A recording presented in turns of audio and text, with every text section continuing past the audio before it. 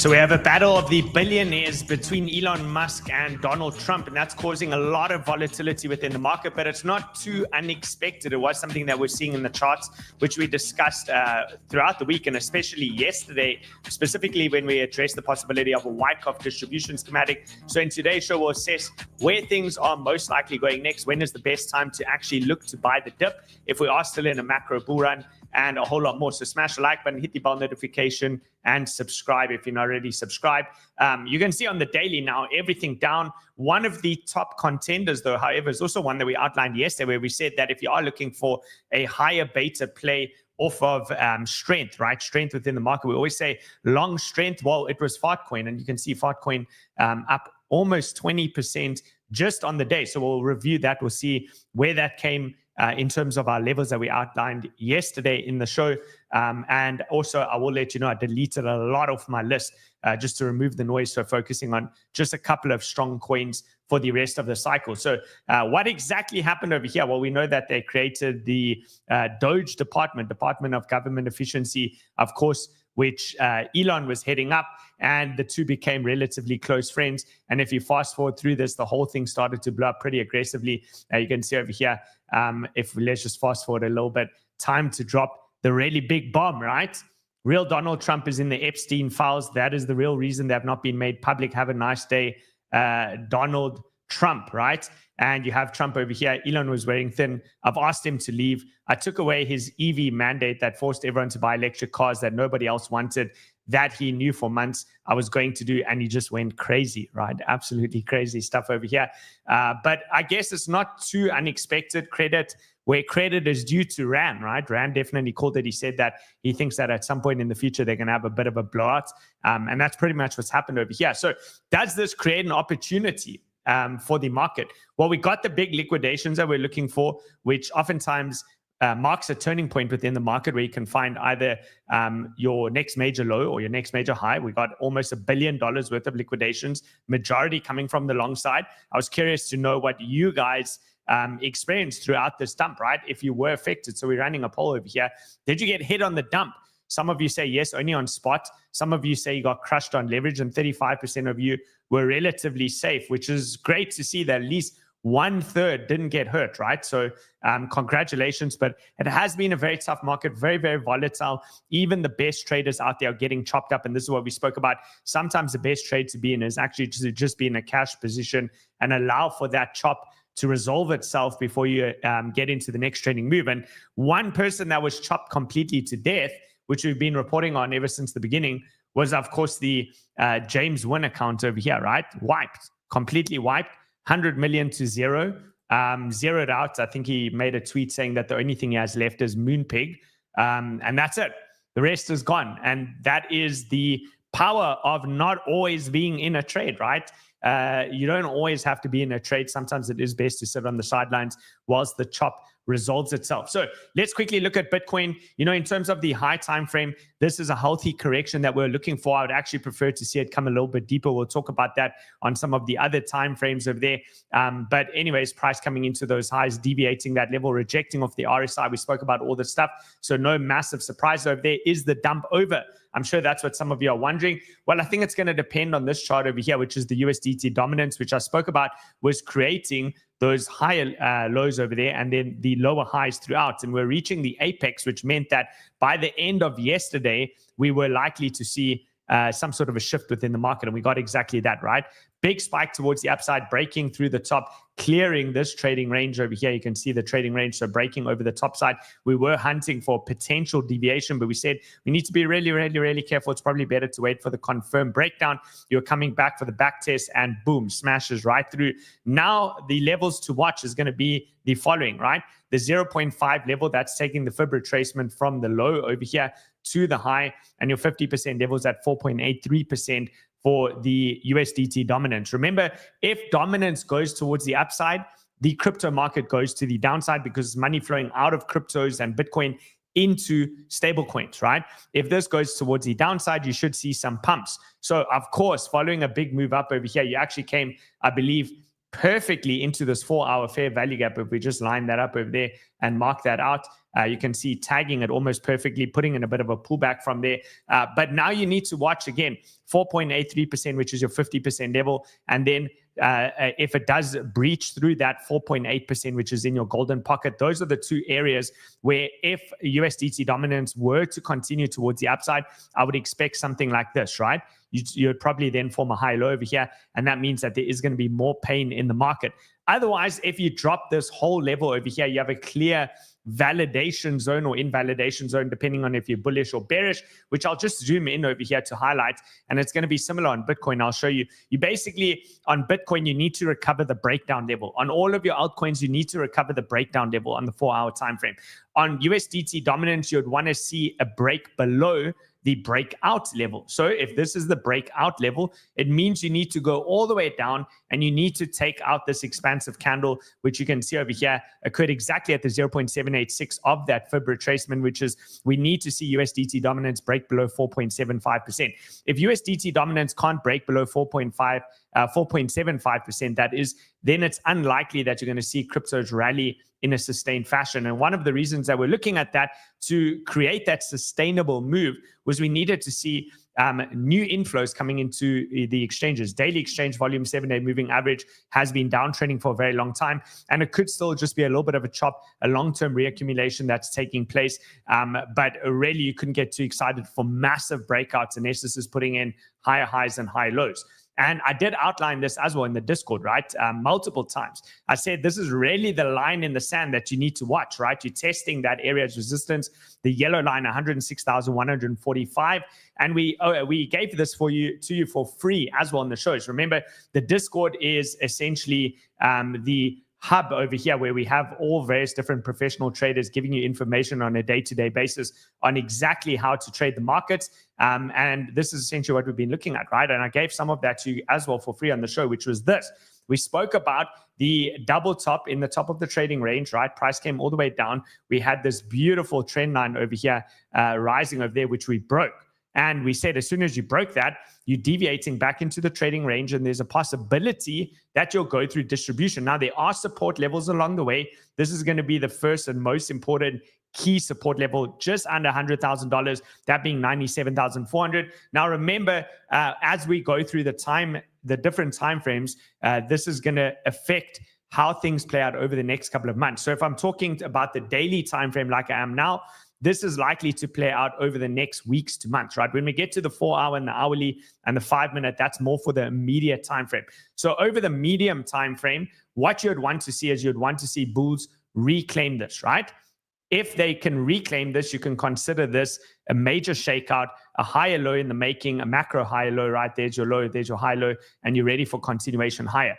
But the thing is, we studied the Wyckoff distribution schematic, and what we found was this, right? Let's quickly go through it again. So we spoke about the upthrust after distribution, which is a false breakout to the upside, trapping those buyers. The breakout buyers very often get absolutely rinsed in the market. And then the market begins its downward trend, right? You go into the test, which we said was likely happening yesterday, following the upthrust after distribution, which checks the demand at the high price level. And then it often occurs on low volume, suggesting the absence of very strong demand. So that was it. There it was, right? The upthrust after distribution, the test on what? Low volume. There's your volume declining, right? Perfect test into that level over there, and price rejects. Now, we have to look to what's the next step, right? Because this is still premature. It's still very, very premature. I absolutely 100% can be wrong, as I have been before, which would mean if this gets back above over here and holds, then I'm wrong and price is going to be going higher, right? But it's not about being right. It's about managing your risk over here and siding where the probabilities are higher. So if we go through to phase D, which would essentially be this, right? We're suggesting that we've completed part of phase C and we're busy transitioning into phase D. Now, this is where the lower timeframes are going to line up, right? So phase D, this phase confirms the distribution hypothesis. Keyword, hypothesis, right? We're hypothesizing that this could be a distribution schematic. We're not entirely sure yet. Price fails to reach the previous highs set in B and C. So if price is unable to get back towards these highs, which essentially would be the upthrust after distribution, the current all-time high that we have over there, then there's a possibility that our hypothesis is correct and supply is now in control, right? So if you look at the last point of supply, offering the final opportunity for professional interest to sell their remaining long positions, how should that occur? That means that you should be unable to break back above those highs, right? And especially over here, the test that occurred on low volume, which is still at the yellow line, which is our battle line, you shouldn't see any closes above there. If we start to get closes above there, then sure, right? The hypothesis is incorrect, and maybe we're just going to continue to float onwards and upwards, right? Or maybe we're going to put in a higher upthrust after distribution. So that's essentially what I'm still paying attention to over here. We spoke about the short trade live as it was happening. I told you immediately that triggers the short trade. It started as soon as you started to break down over there, you would be in profit on this trade. But we also spoke about some key profit-taking areas along the way and high probability bounce zones. By sweeping $100,000, you came very, very close. This candle put in a low yesterday at, let's just see, 100,345, almost sweeping that $100,000 low. That's still the main key area where I take most of the profits off.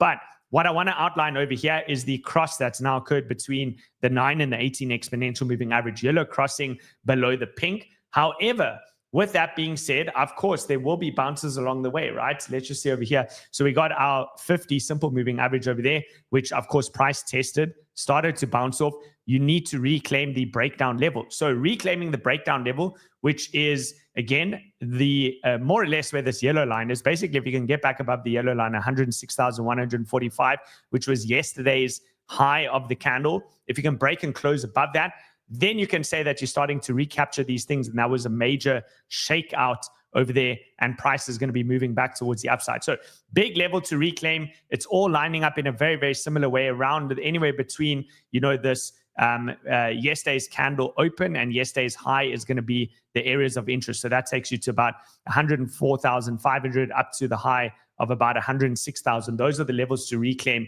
on the daily, right? And if we go over here, you can see very, very similar. You broke this, sweeping a lot of the liquidity. We spoke about that as a possibility. We just said we're not entirely sure if it's going to go up first and then come down, or if it's going to go down first and then go up. In this instance, we did go down, right? We swept some of that liquidity, and that's part of the reason why you got $876 million worth of liquidations, because these are all traders who place their stop loss underneath these lows. But is there going to be another sweep down? Because there will still also be a lot of traders that have their stop losses around here, right? When you get a strong, powerful move towards the upside and FOMO buys jumping in to chase price up, what they typically do is they just trail their stop loss, right? So you've taken out a whole lot of those stops, but is it enough, or will we get another sweep? Well, if you start to reject from where, again, the breakdown level, which was what I just said around that yesterday's high, what do you see over here on the 4-hour time frame? And I'll make it nice and big. You have a down-sloping trend line. So that's the level to reclaim.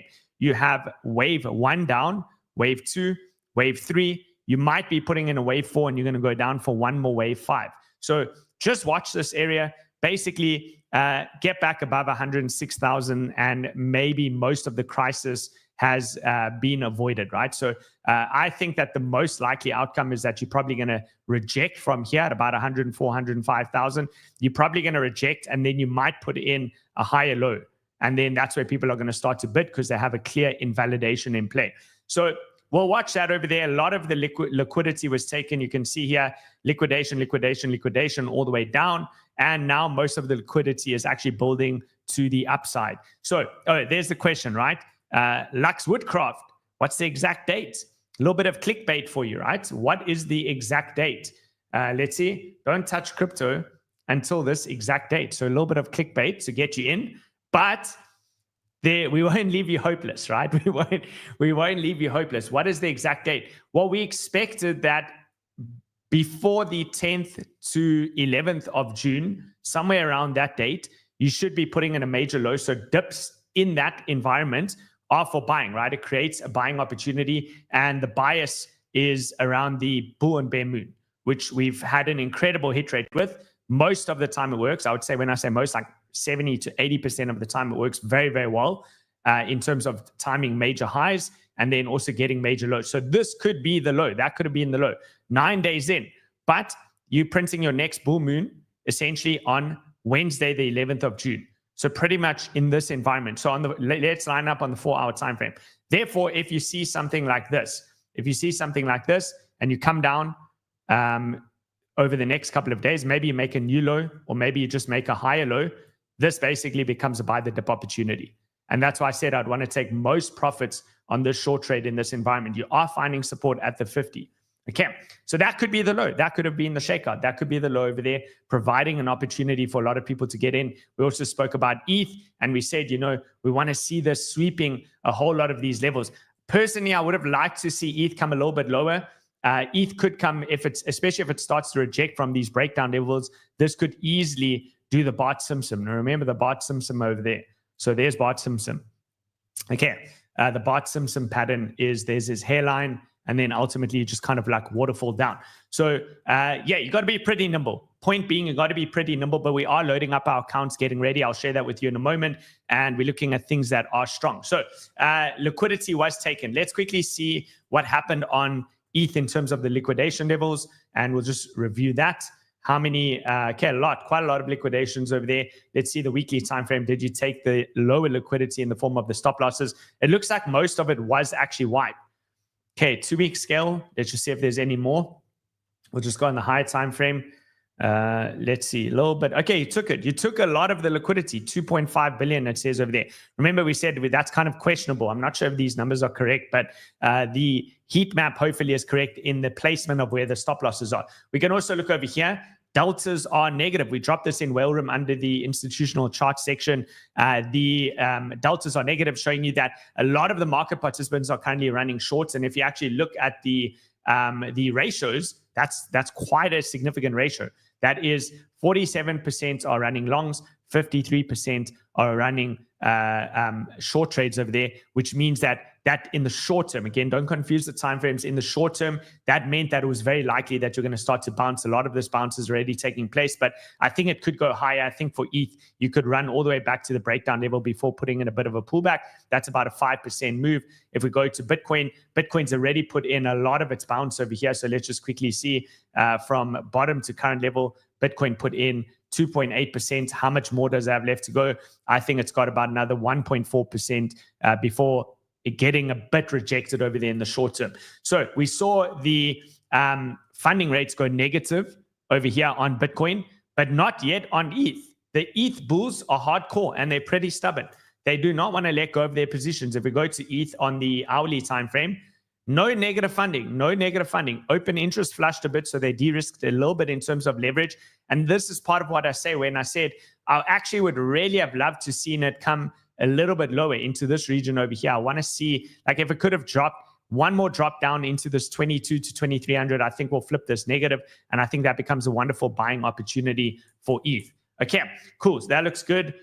We hit our demand zone on the total cryptocurrency market cap, which we outlined yesterday. We hit the demand zone or the bid zone on total 2 as well as per yesterday. I guess a lot of people are going to be looking for possible falling wedge. You're going to start to see, I bet you anything, you'll start to see this doing the rounds. Straight after the show, anyone that's watching this, now I'm going to start to tweet the falling wedge, right? There is a potential for a falling wedge into the demand zone, into the bid zone. So yes, that could be the low, which is what you need to be aware of.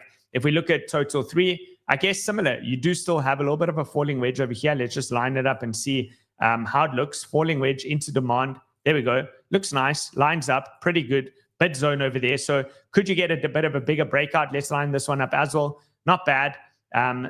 Falling wedge into demand. I like it. It looks decent. So therefore, if the Elliott wave bros are correct, what are Elliott wave bros looking at? Well, they're looking at this as wave 1 into wave 2, which means we're going to be leading into wave 3, which is usually the strongest move out. So if Elliott wave bros are correct and you can get back above the breakdown level, reclaim some of those key zones, this becomes a wonderful buying opportunity where you can look at much higher prices. So again, lining that up with the bull bear moon thesis, basically you have, this 1 week period to, if the market's going to continue bullish, this 1 week period is there for you to be buying. Now, again, I don't want you to hold on too hard onto these Wyckoff distribution schematics, because usually they have to almost fully play out before you can even confirm it. Like, you need a lot more information. It's just part of the opposite end of the coin to check your bias, to weigh up potential scenarios of what would it look like if things played out bearish? What would it look like if things played out bullish?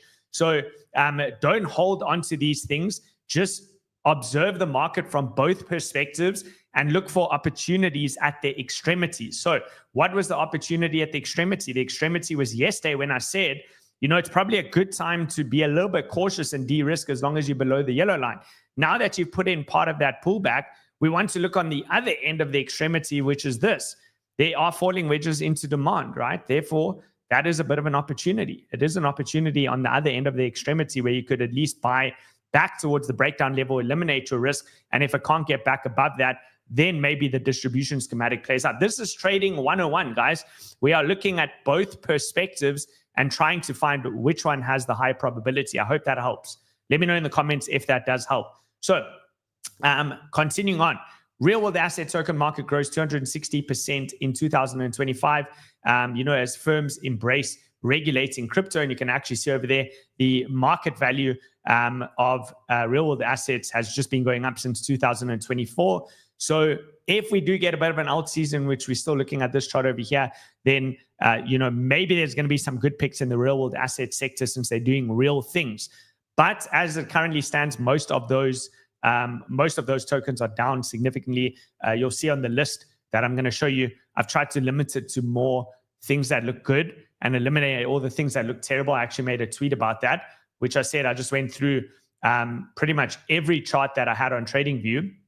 And I deleted 85% of the tickers because the charts are dead and trending to zero, which is, yeah, you know, pretty brutal. If you're not following me already on X, go ahead, follow me over there. There is links in the description below to X, Instagram, all the social medias, etc. I actually do drop quite a lot of alpha, mostly focusing on-chain over here because I reserve the TA for the Discord, right? I reserve mostly the trades in the TA for the Discord, so the low time frame stuff. All right, let's continue. So Bitcoin dominance, reclaiming some key levels. We spoke about this yesterday, as well as a possible warning sign that it was not dropping this level, but instead putting in high lows. And usually if Bitcoin dominance goes up, it's in a risk-off environment, and therefore prices are coming down. So we need to look to what are the good opportunities. Now, the good opportunities I'm taking over here on Pinex in the form of the bot trades. So WIF is down a little bit, but the rest of the coins are up. Pepe, we're still up 110%. Solana, we're up 94%. ETH, we're up 63%. Our hedge trade is pretty well hedged. That's a long and a short on BTC, down 2%, but it's a hedge. So if we get a major move in the opposite direction, we should do well. I'm going to be opening up a whole lot more trades over here. So get ready. That's going to be tomorrow. Make sure that you watch tomorrow's show. Very, very, very important. You can get your $1,000 sign-up bonus. If you register, you instantly guaranteed to get $30 to $100. If you deposit a little bit more capital into the account, you can get $1,000 over there, right? So it's a 10% sign-up deposit.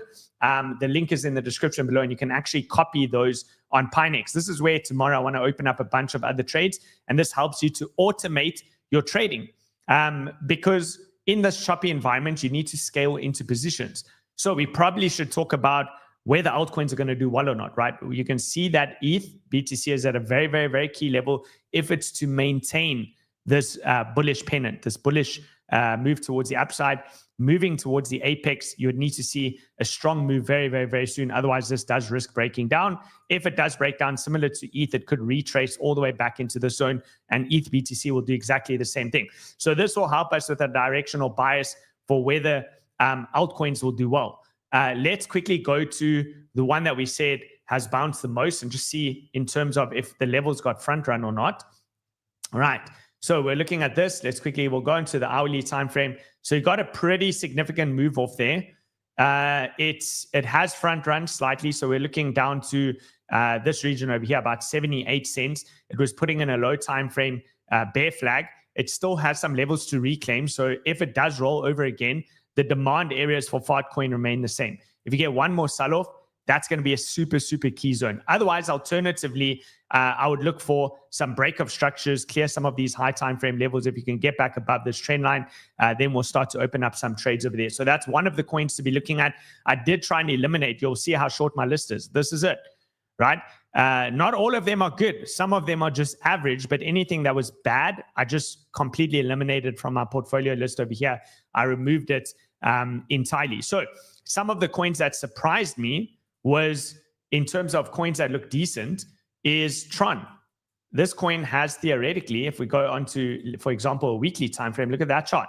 There are very, very, very, very few coins that are floating up like this, that are moving towards the upside. Remember, I said not all the coins look good. Some of them look still pretty bad, but they're not dead like the others. So if your coin is not on this list, chances are that it's been obliterated. Another one that surprised me was BNB, still holding up relative to the rest of the market. Quite surprising. 𝗏, if you look at 𝗏 has done on a weekly scale, it's at least maintained some consolidation over there.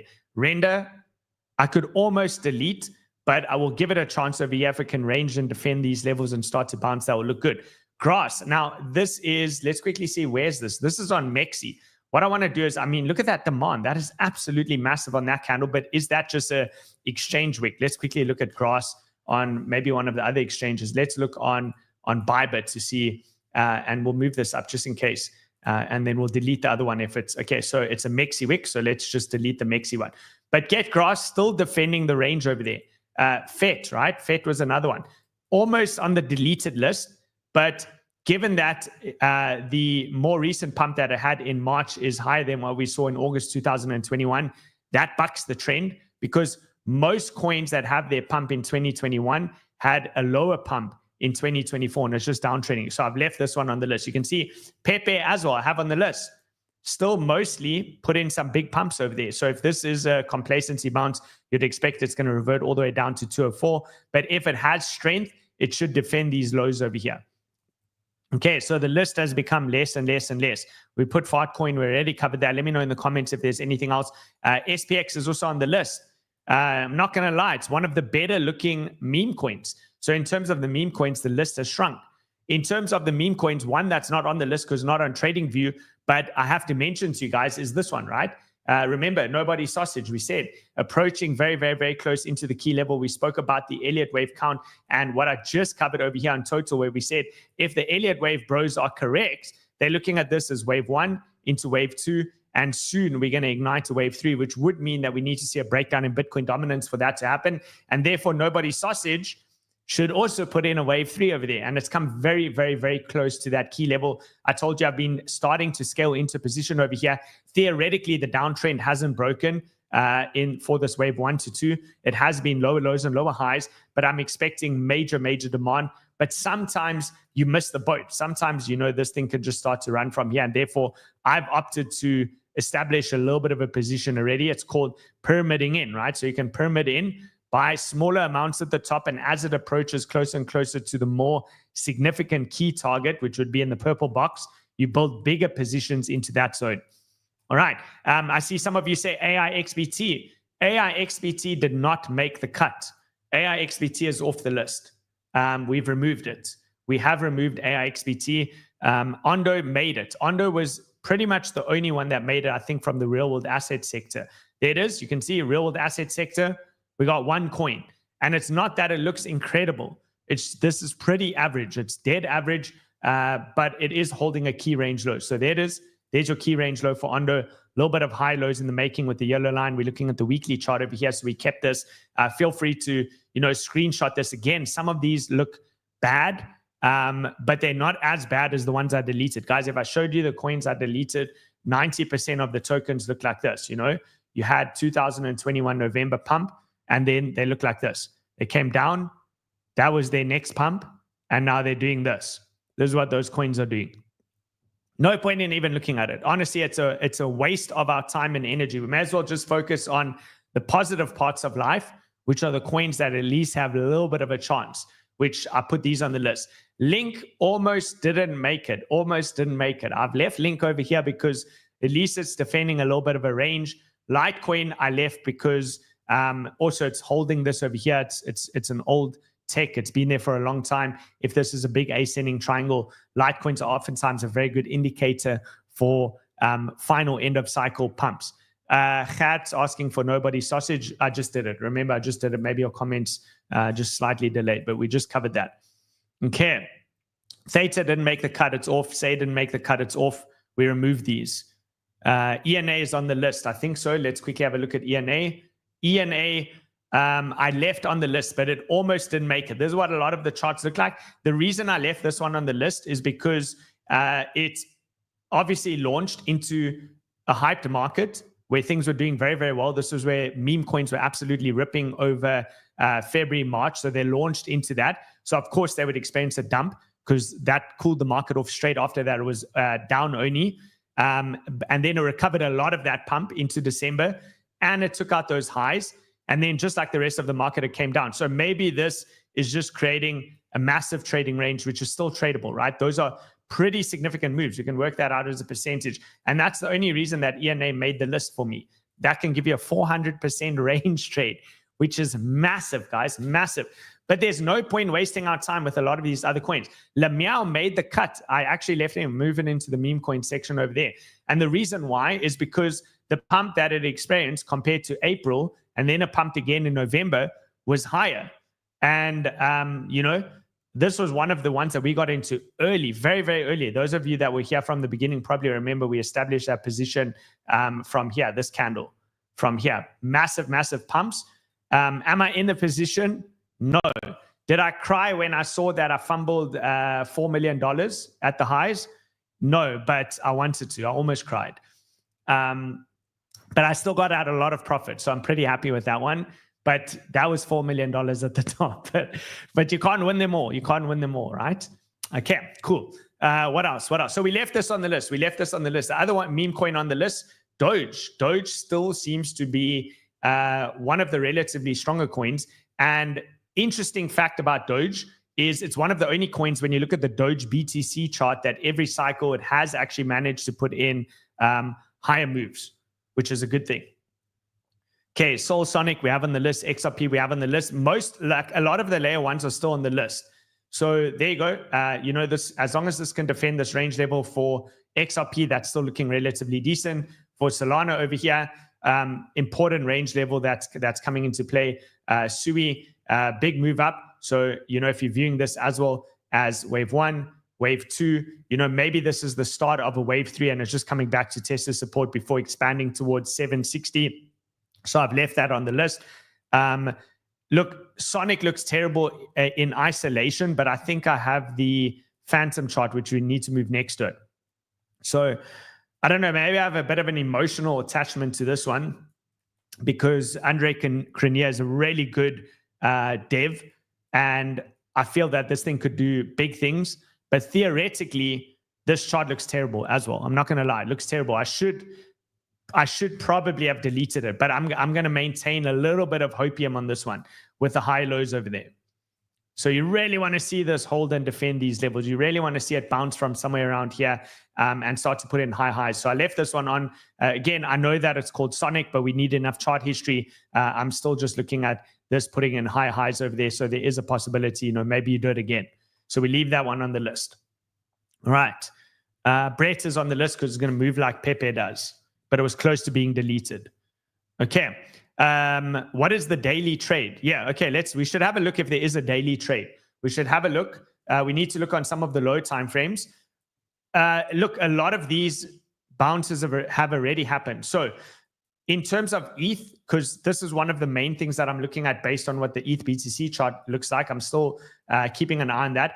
If we can sweep these lows, I'd really still love to see a sweep of these lows. I'm hoping ETH actually rejects over here, drops one more time to like 2.2, and then I'd like to be a buyer here on the deviation. Stop loss below, trade it back up. If we can start to reclaim, you know, that, and wave 3 actually does play out in terms of the Elliott wave count. So remember wave 1, wave 2, and then you go into wave 3, which is the biggest, strongest wave. Then you should get an aggressive move towards the upside. So that's one that I'm looking at. It is holding the 4-hour 200 EMA over there. BTC, we can quickly view, has lost the 200 EMA. So be careful if there is a death cross and compression over here, which you line up with what's going on in on the daily time frame between the 9 and 18 EMA. If this compresses and price can't reclaim the breakdown level, theoretically your daily trade actually becomes a short trade with stop loss above there if you're not already in a short. Because if you start to drop that 50 SMA on the daily time frame, you open up much lower targets. So those are some of the things I'm looking at. We can quickly check out Sui already getting the death cross. You know, this is where you need to be careful because all these profits can be given up very, very quickly. You can revisit all the way back down to the base with these types of markets. Let's see Sonic already riding that towards the downside. XRP, also crossed between the 50 and 200 is coming down. What other ones are there? TRX still holding up. Unbelievable, right? Love him or hate him, your excellency delivers once again. It's one of the few charts, just look at that, one of the few charts that's just holding that bullish trend. So any of these little stink birds over here on the 200 have actually worked out very well. Look at all of that.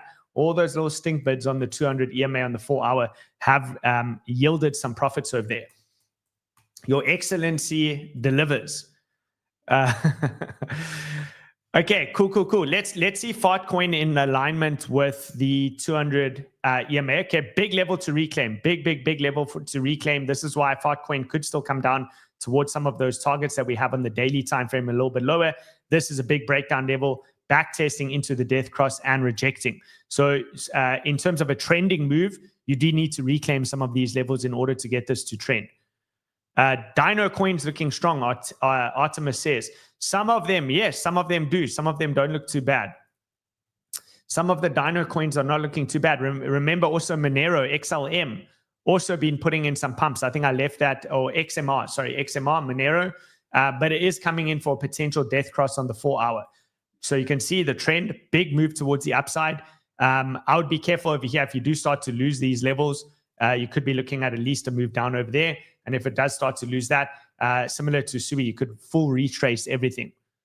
Okay, I don't want to leave too much mess on those charts. So I'm just going to eliminate that. But let's have a look at the stock market. The stock market is also going to be significant because in order for BTC to go down from here properly, you would expect that the stock market should roll over in a lower high territory over here, which I know a lot of analysts are looking for. What I've said is exactly where the dotted line is, which is where we said the S of flip occurred. As long as you can remain above that, you can continue to hold a slightly bullish bias. We said the keyword was cautiously bullish on the stock market with the potential of a short squeeze for the stock market if it gets into these highs. A lot of the funds are offsides on their positioning, meaning that they're hedged short, and therefore that will create a short squeeze. So we don't know yet. Is this going to be confirmed as a V-shaped recovery? Well, you'd have to take out those highs and close above there to be a V-shaped recovery. So as long as it maintains above the SR flip region, which is between 5,700 and about 5,800, you can just track your 200 EMA, which is the orange line over there. As long as you maintain above that, slightly bullish bias, looking for consolidation, and then a big move up in the coming days and weeks. Possibly in about 2 weeks time frame, you might make a run for that high. So it's got very, very, very close as it currently stands, 3.1% away from new highs. It got as close as 2.4% away from breaking into new all-time highs. But I guess one that we have to talk about is definitely Tesla. Look at that. Tesla, of course, big move towards the downside with the, the fight between Elon and Trump. I think it'll probably blow over, which therefore means that this is probably a good opportunity. We have to look on a high time frame. So if we look on the high time frame, what do you notice over here?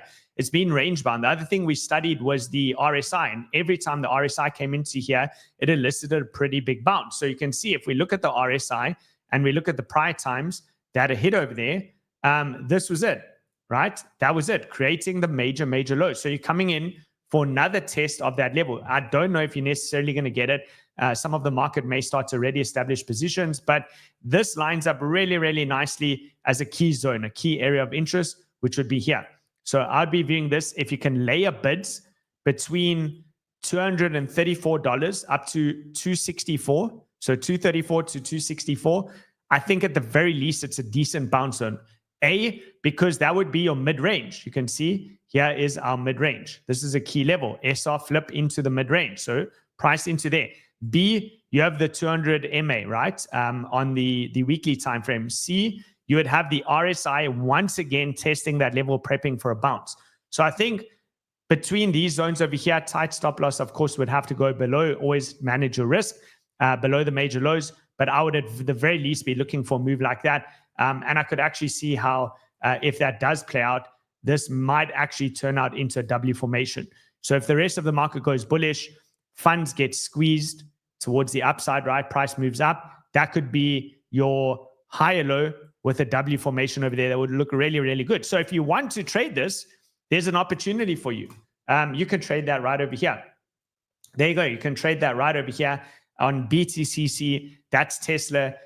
There's a link in the description below to BTCC. You can trade crypto, stocks, forex pairs, commodities, all sorts of different things over there. I'm mostly trading Tesla, Coinbase, S&P 500 on BTCC specifically, and you can get a 10% deposit bonus, which is up to $10,000. So remember, this is real money. The 10% deposit that they give you is real money. If you lose on a trade, it will come from the bonus and not out of your initial capital, which means you can take a risk-free trade, right? So deposit over there, how far would the stop loss be anyway? Let's have a look. So if we go from the mid-level, stop loss is about 13% away. So your 10% deposit, basically, if you get stopped out, it essentially eliminates that stop loss. So that's for first-time depositors. Use the link in the description below. All right, 𝗏𝗏𝗃 is off the list. It's deleted. It's wrecked. The chart looks terrible. 𝗏𝗏𝗃 is off the list. Okay. All right. What date do you need to buy? I mean, that would be financial advice. We told you between now and the 11th of June. So you're looking for a major low between now and the 11th of June, essentially. All right. Cool. Hype. Yes, Hype is on the list. Hype definitely made the list. Hype is one of the top performers. Here it is. Hype made the list. Big moves. That is a weekly scale. Let's quickly go into the daily just to get a bit of a better overview. But, would I buy this here now? I would rather want to see it range a little bit. If it is going to continue bullish without putting in a massive pullback, then I would expect that this should be the level that it does that, which would be here. You should see a bit of a chop like this. If it's going to maintain bullish, you want it to now spend time in this region, which means you should be able to pick some up, I think, even as low as $28.50, between $28.50 and $30. You want that to hold. It will have to form a bit of a base. It's going to take time. It can, of course, just rip from here, but it's very rare that you see that without putting in any pullback. There's going to be a lot of pent-up liquidity there. AVAX didn't make the list. No, AVAX is out. Look, short, I don't want to fudge your bags. Of course, they can recover if they start to reclaim some key levels. We'll put them back on the list. But as it currently stands, they weren't appetizing. We don't want to waste too much energy on things that aren't doing well. Let's rather focus on things that look good and can make us money at the end of the day. NIA also took off the list. Doesn't look good. I took it off. WIF, I took off the list. All those charts are going down. SPX 16900, we already covered. That's on the list. It's one of the few that looks really good. Okay, we'll need to put in a bit of a pullback at some point, but theoretically, high highs and high lows. 𝗪𝗏𝗪 is off the list. It looks terrible. 𝗪, I think I removed. No, 𝗪's on the list. Okay, 𝗪 made it. By the skin of its teeth, 𝗪 has made it. It's got a big range, huge trading range. So some of these I left on the list just due to the sides of the trading ranges. We can have a look at that. No, there it is. Let's quickly line up to just see where mid-range is for 𝗪. All right, so mid-range, exactly where price rejected over there. Let's just look at that 50% level. You could probably throw in a range quarterly. Let's just see how that lines up. Range quarterly over there. So maybe a bit of a move down to about 318. So something like this, if you do start to see a bit of support around that 300 to 318, you're looking for at least your first higher low over there. And that can be a possible trade up to the range high. Goku is on the list, but I don't have it on this list because it doesn't have enough history. Goku is on the DEX tools list. Virtuals, did Virtuals make it? That is under, it would be under AI. AI. Where's our AI list? Here it is. No. Cut. Dog is off the list. Dog got cut. Dog got cut. Guys, the reason why, I just want to make it, all you have to do is go look on your own charts. There is no point in us wasting time on a chart that did this, and now it's here, and now it bounced like that, and now it's back here. Like, what must I say? If you have a chart that's like that, your best case scenario is it's going to range for months like this. So there's no point in us wasting time looking at that. Like, we rather want to catch things that are about to trend in a powerful way, catch each of these high lows, catch each of those high lows, right? Or if it's a coin with enough price history and it's got a big trading range then this creates beautiful swings. So that's kind of what we're looking at, right? That creates almost a 300% swing. Okay, without any leverage even. FARTCOIN's off the list. It looks terrible. Absolutely terrible. All the file storage is dead. It's gone. Ondo's on the list, yes. Ondo's the only real-world asset currently on that list. Maybe there's other ones that I'm missing. There's some random coins that the Whale Room community outlined to me, which didn't look too bad.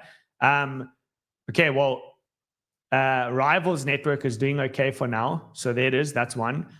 We have whatever this is, 𝗙𝗵, do your own research. But this thing's been obviously controlled by a market maker, holding high highs and high lows, coming into a key area. I gave this level yesterday for Whale Room. It might be breaking the trend, so you want this to snap back very, very soon. But there it is, hitting a key level. We have ZBCN. I have no clue what this is. Please do your own research. Look at the market caps. But we said this would be a key support area coming into the yellow zone, 0.0033 up to 0.0038. That's an area of interest. Okay, Alchemist AI. I don't even know what this is. I think this is rebranded, but I'm going to put it in the AI sector because there's the word AI after it. So it must be AI. Curve I actually removed. I know that it's a real world thing. It's a real world protocol doing lending. It's real. It's operating flawlessly. DeFi, decentralized finance. But is the chart going to make you money? No, it looks terrible. I think it's range bound after some mega pumps. So I took it off. I took that one off. Okay, guys. Zeus, I took off. Zeus, I took off as well. It looks terrible. Cross-chain protocol, down a lot. I took that one off. Sui, we have on the list. Super, I took off. I deleted everything in gaming. Gaming is wiped. Gaming is gone.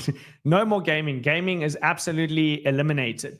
If the Fed print, this will change things. If the Fed print money and we go into mass QE and they go back into uptrends, no problem. We put it back on the list. What do we want to see? Let's go back to this chart. What do we want to see to put those things back on the list? Well, we want to see this trend reverse. This is, we'll go on the weekly scale. This is others measured against Bitcoin. So as soon as others against Bitcoin stops going down and instead starts going up, then we put all those things back on the list and we have fun. We enjoy the ride to the moon like this, right? We enjoy the moon mission. Right now, the moon mission is not working. It's failed. It's heading back down to the bottom of Earth. Okay. All right, guys, I'm checking the comments. Let me know if there's anything else. Pendle, we can have a look at. I think Pendle might be on, it might have made it as an interesting one to possibly keep. Yes, Pendle I kept. I kept Pendle because we know that if ETH does well, Pendle will do well. And, you know, it had a big move up. It didn't retrace everything. So things that didn't like full retrace back to zero and managed to somehow defend a bit of a range level over there, I kept. But you can see Pendle's coming into the mid-range. So we can clean this up. It's a little bit messy. Let's just clean this up a little bit. A lot of people will be looking at Pendle as a higher beta play. And, you know, I would just view it like this. Firstly, I just want to see how it lines up with the parallel channel. If there is a bit of a parallel channel that's in play, let's just see over there. So let's see if we can line that up a little bit tighter. There's a possibility that you have a bit of a parallel channel in play. Not bad. Like, I like that. I think that's a nice fit. So a little bit of a down sloping parallel channel, but at the end of the day, it's also range bound, with this being a significant range low. So right now you can see it's clearly in a very tight spot with a potential lower high over here, which would also simultaneously be a mid-range. Let's just line it up with the range highs. So you can see an obvious range high. There it is. Obvious range low, right? Price being capped over there. Let's quickly see where the 50% level lines up. And boom, right over there. So 50% level, mid-range. I'll draw it in. Let's draw it in over here with this line. Let's change the colors. We don't want to have this thing looking like a rainbow. And we can remove that. Okay, so you can see over there on the day, this is on the weekly time frame. This is coming directly into resistance. So you should expect that at the very, very least, there should be a bit of a pullback. So we'll go into the daily. So I would expect if there was going to be a pullback, it makes sense that it's the mid-level of the parallel channel downsloping. It's the mid-level of the trading range. That's a big important area to get back above. So you have to outline some pullback levels. The pullback levels very often come at least 50% of the way down, which means on Pendle, don't be surprised if you see it back down to about 320. Attempt to form a bit of a high low over there. If it can hold that, this probably lines up also with your range quarterly. If this is your range low, that is your mid-range. Then in the middle of that is your range quarterly. So towards that range quarterly level, which means expect that it can pull back at least to about 326 before putting in a high low, and then you can try and trade this back to range high. How big are the swings in between these ranges? Big, 300%. 300% moves over there. All right, so guys, we're going to open up a lot of trades. Go through to Pinex, sign up over here. I'm going to start prepping a whole bunch of grids. I'm going to look at things today based on the coins that are strong over here. We're going to set up those grids. You need to have an account over here in order to join, right? You can't participate unless you have one of these accounts. There's the link in the description below. Make a deposit, risk what you can afford to lose. I know that one of the barriers to entry was before some of the grids that we opened up you weren't able to copy unless you had more than like $2,000 per coin. I'm going to drastically reduce that amount to just a couple of $100, maybe $50, $100. Therefore, most of you should be able to afford to get in there. I'll create multiple tiers. I'll create like a low tiered entry, something like $50, $100 per account. I'll do also the bigger ones as well. We'll open up a whole bunch. So in order to participate, use the link in the description below to Pinex, sign up over there, and then you'll be as easy as just clicking copy Kyle's strategies, and you'll be able to just open all of those up, right? Other than that, that is it from me. The rest of you I'll see you in Whale Room. The link is in the description below for those of you that want to join there. And I hope you have a lovely, lovely day. I'll see you guys on the next one. Have a good day and cheers for now.